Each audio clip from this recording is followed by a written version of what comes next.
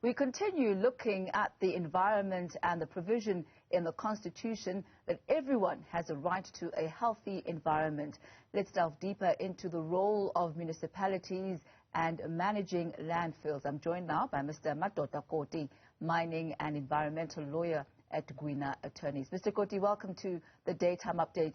Talk to us about the environmental rights enshrined in Section 24 of the Constitution and how those then tie in or relate to local government's provisions for basic services for its communities.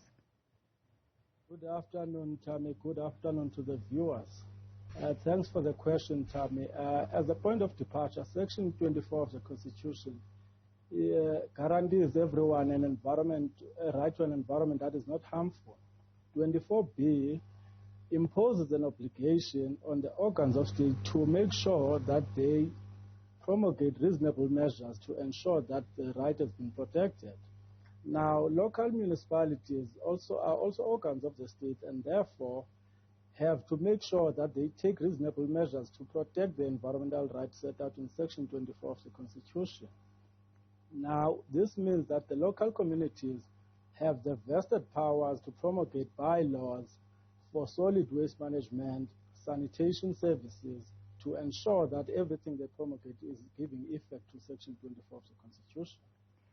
So what is the functional capability and the competency of municipalities? Well, the functional competence of the municipalities is Part 4 in Schedule 5 of the Constitution. That's where they have to make sure that it's their exclusive function of responsibility.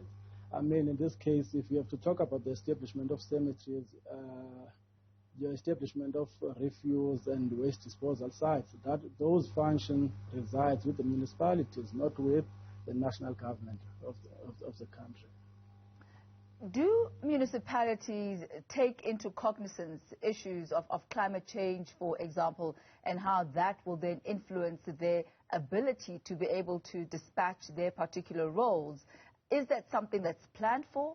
Is that something that's budgeted for? I'm not sure from a budget perspective, but I think they are mandated to have adaptation measures in place and mitigation measures in place to ensure that they play their role in climate change. And sometimes you would see that it often comes from an event-driven agenda where the municipality has failed to take a remediation action following the floods, and the activists or the communities around can take the municipalities to court for failure to take adaptation measures in place. So they also have the role to play in terms of the community of driving to the low carbon economy and make sure that their local communities are climate resilient and can withstand any climate change driven activity. We did see in the case of the Msunduzi local municipality who, along with the SA Human Rights Council, took the local municipality, to court. That was successful in that particular battle. But is the court route the way to go for communities that are disgruntled with their municipalities? I think it's the best route, because once you go to court, you get the order from the court, and inevitably you can easily enforce the municipalities to comply with the order. Now, the Msunduzi municipality is a different case because the municipality there has been treated with kid gloves when it comes to environmental compliance. And therefore, they have to submit actions and make sure that they manage the landfill sites in an environmentally friendly manner.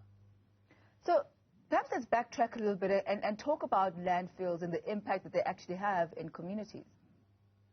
Landfill sites it's not often where the municipalities will dispose their waste generated from the urban areas or your heavy industrial areas, and most often these areas are located close to local communities, and the kids are fiddling with those waste, not knowing that it's waste from the industries. Now, if we are to move and say that is the case, it's because of the special plannings of the relevant municipalities. Now, those municipalities can take actions and say that the management of those landfill disposal sites is not in accordance with the environmental laws. And to add to that is the fact that the municipalities don't even know that they've got those landfill sites and don't even know how environmental friendly are those municipal landfill sites operated. That just worsens the problem, and that is always the case. Anyone who assumes office doesn't just say, what are my landfill sites, what am I operating, am I disposing general waste, am I disposing hazardous waste? So those are the questions that anyone who gets appointed in a couple of weeks' time take into account. And how prevalent are these landfills in South African communities and municipalities? They are prevalent, more especially the heavy industrial communities. I'm talking about the 5 major economic communities where there's a lot of heavy industrial activities happening. Your Gauteng, your Mpumalanga, your Cape Town, your Durban. So they are very prevalent, and the waste that is generated from there inevitably falls into the landfill sites. Talk to us about the potential challenges that municipalities might have in being compliant to Section 24 and really eradicating these landfill sites and making sure that they are indeed not hazardous for the communities.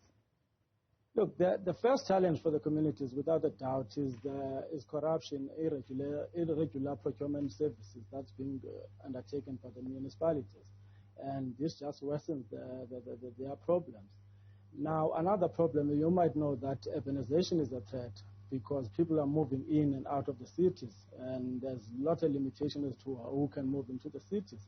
And you'll see that any construction of the shacks is not in line with the special development zones of the relevant municipalities. So it's a challenge. And to worsen things is that the budgets are not normally taking into account the environmental right in Section 24. Are you aware of any activations where communities themselves are asked to highlight where these landfill sites are, inform the municipalities, at least as a starting point? Because you mentioned earlier on that one of the shortfalls is a lack of knowledge and not even knowing where these land sites are and the state of them. Look, I'm not aware of any such actions from the local municipalities taken into account. As you know, that the local communities will often go for the basic services and will not be up in arms and in protest against any environmental related. And this is due to the fact that there's lack of awareness when it comes to the Section 24 rights.